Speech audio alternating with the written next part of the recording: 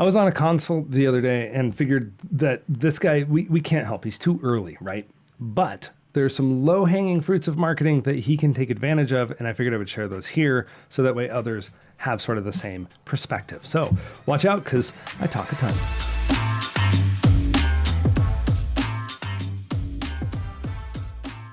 The low hanging fruits of marketing are the things that you can do when you are just starting out. And the hardest part about marketing when you're just starting out is you don't have any money.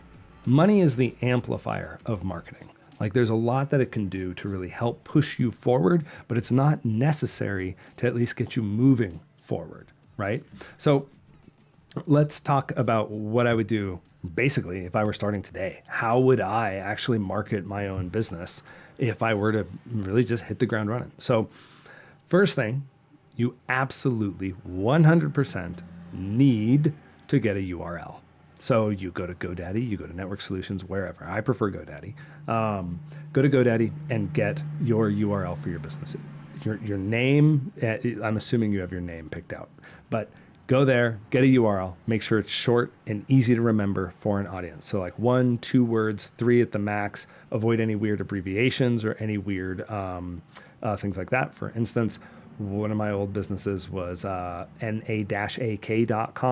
Nobody remembered it, but if I had used, I couldn't use a word because it was the previous owner's name and his name was super hard to spell.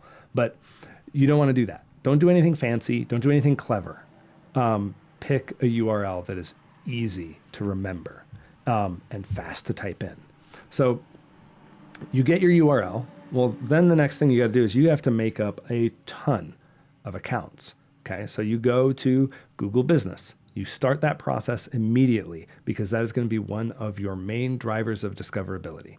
Your Google Business listing is extremely important. You should always control these things on your end. Don't let someone else set them up for you. We've run into this where a client wants to come aboard, but they don't actually control stuff and they have to go talk to their old agency to see if they will hand those things over for them. And that's a dangerous place to be. That means, like I was talking to a guy yesterday, he was getting 70 leads a month and they were all locked behind his previous agency. If they don't give that to him, which is pretty likely that they won't with the way that they set it up, and he wanted to use another agency, he would have to basically start fresh, and his business is already structured in a way where he can't do it any other way, and he can't afford to have 2 agencies. So he's in a really tough spot, and I just don't want to see that for other people.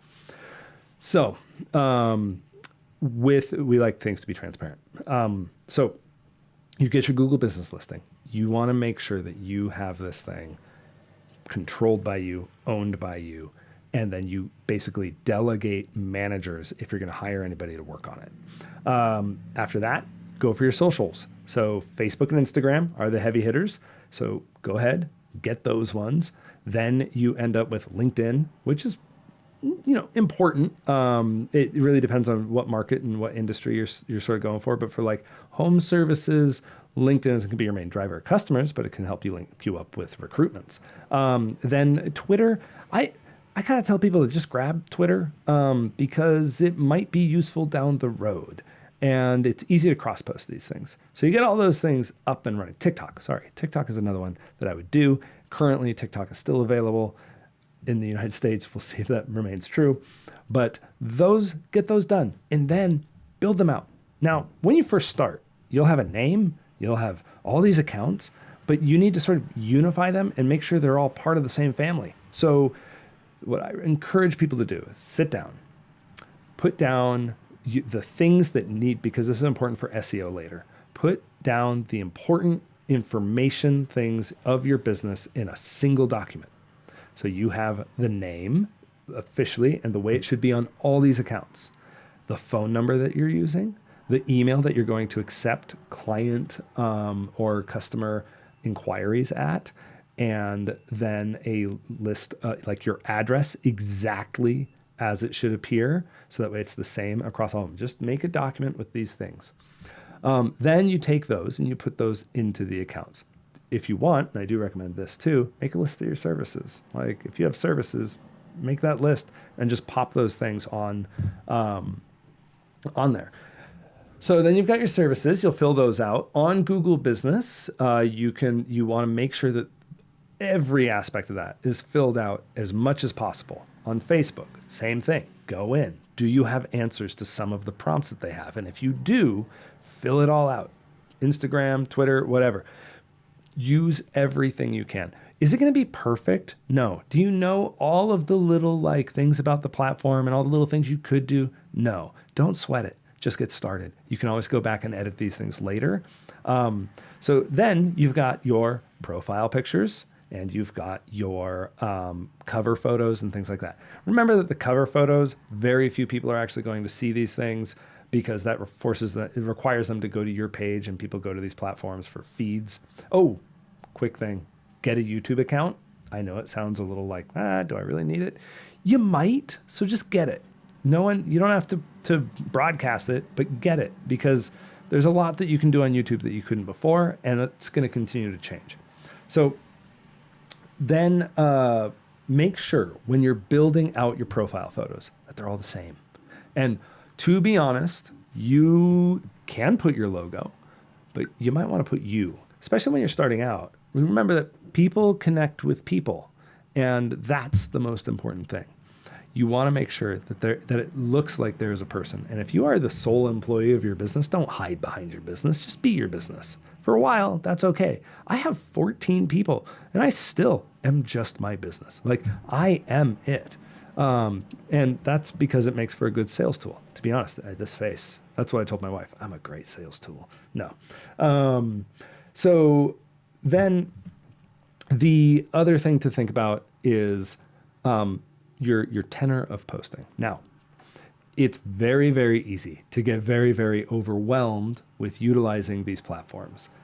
But you know what? You have a choice. You can hop on and get like some platform, and a lot of them are, you could probably find them for $20 a month, if not cheaper, where you can cross post to all these things. And remember that not everything's going to percolate to everything. You're going to have to go ahead and, say, okay, well, these ones take video, so we'll put video over here. And these ones take photos, so we'll put those over here. And these ones do stories and whatnot. So there's no perfect tool, but still, if you can cross post, it's going to save you a bunch of time. Now, let's get to the actual posting of content.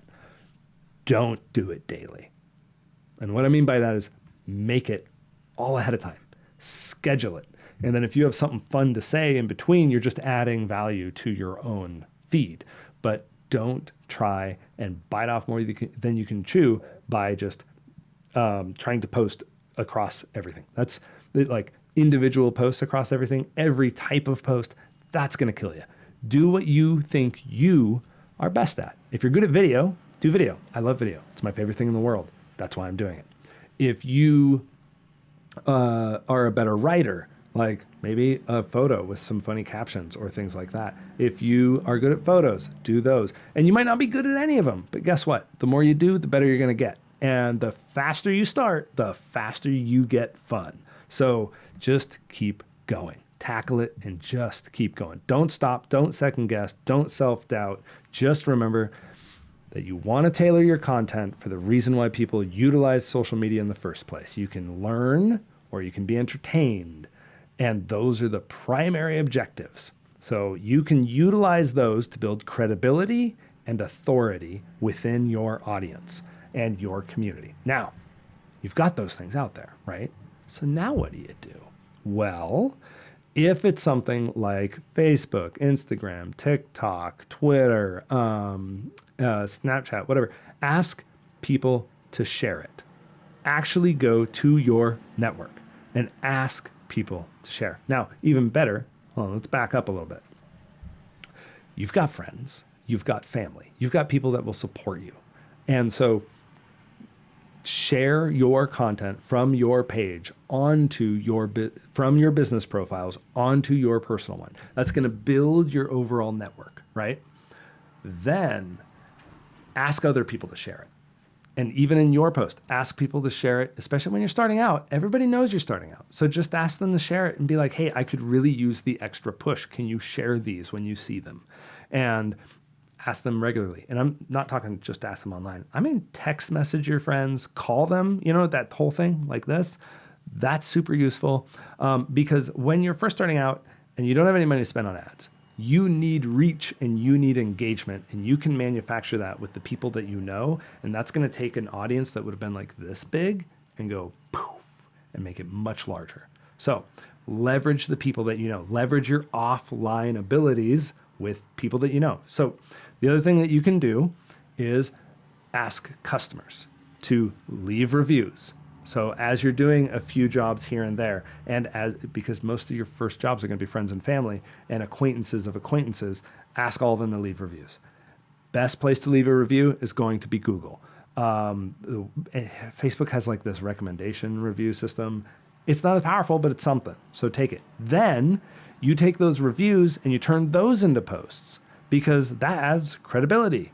And you can thank those people for leaving that review, which then gives you like more content that other people can share, building that reach and that network. And as you do these things, you're going to see your like count go up and your follower count go up and all that. Those are just signals for Facebook to start making your stuff go a little bit farther. And it is important. So now you do that for a while. You are going to make some traction.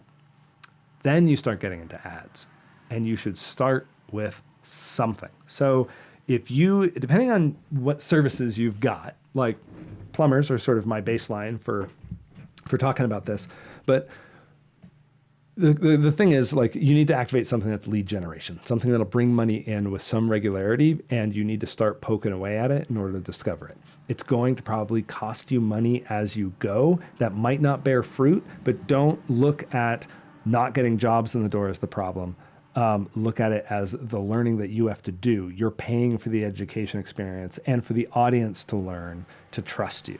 And what I mean by this is, when you start getting paid for things, start with like $300, $400, $500, whatever you can, and put it towards ads. Start with Facebook and social platforms, because those will just percolate out. Be very careful about the geography targeting. And I would probably stick to age and demographic. You can start toying around with interests, but those can also lead you astray sometimes. And the idea is that you are just trying to get your name out there.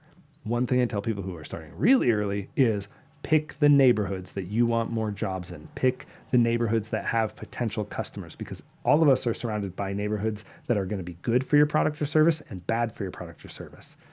So make sure to find your audience where they are. You could say, like, I want just this geography, and you can tailor it down to like 1 mile radius. Cool. That's going to be more people, and then you're not wasting money on all these other things. So, and make sure that you're doing people who actually live in the area and not just people who are interested in the area, which is a Google thing. So, okay, back to Google. Speaking of which, you will want to make sure that you have ads that are going to go into Google, and start with like a basic search campaign in order to bring you something. Now, be very careful about taking Google's recommendations, and be very direct about what you want. There's phrase types and all this stuff. Pick the basic tenets of your business. Try not to clutter it, and be very, very careful and watch it very, very closely, because it's easy to throw money into the wind and not actually get some of the data that you're hoping to get back to make your campaigns better. But if you do it right, and some people get this right, then you start getting even more calls. And as you do this, as you start growing, these people are new. They've never met you before. You have to service those people just as well as you would your mom, right? And then they will feel comfortable recommending you to more people. Always ask people for reviews. And every dollar that comes in, you need to have a percentage applied to your marketing spend. And just put that money in a bucket. Consider it your marketing, okay? So many people never make marketing part of running a business, and they only make it part of their profit line. Like, oh no, we need customers today. So then they start spending money on it. It's not the way you want to do it. You need to make sure that you have a dedicated line of marketing going. Might not always be digital. It might be, oh, well, we now have a new location, so we want to do a mailer to people who are new to that location. We might want to run search ads. We might not want to run search ads. We might want to, do a trade show. You want to make sure that you have a way to come up against these opportunities and win more market space. A lot of people, they just go, should we? Oh, snap. Well, I bought a boat last month, so I'm not going to be able to. Oh, well. And then you've kneecapped your business because you aren't willing to spend on marketing. And then the people that you start hiring and wanting to take care of, like you can only do it so much because you've overspent. So business always takes marketing, and marketing takes either energy or money, usually both. And it's a little bit of there's fine tuning in all of it. So that's kind of what I would do to start. Like, do everything you can cheaply, knock on doors, make calls, and do things that other people aren't doing in the market because you're flexible and nimble and you can. There will be choke points. When you first start getting calls, hire somebody to answer your calls. Hire somebody to do the admin, and that can be the same person, freeing you up to do more calls. And then because you're doing more calls, you can get more traction. You get these customers more often, and you start building a customer base. And that's what all this is for, is building your base. So that's just me rambling. I've talked a ton, and now I will be quiet. If you want to know more about us, you can go to themammotheagency.com, where we exist. If you're a plumber, go to mammothforplumbers.com, where we also exist, but we have a system dedicated to plumbers right there. And we would be happy to talk to you more. You can always schedule a free consult with me. I basically leave that open on my calendar because I like to talk to people and I like to help them. At the very least, you get a roadmap. But if you don't like it, that's okay. I try not to be very hard salesy on that stuff. So that's all I got. I hope this is helpful. We'll see you later.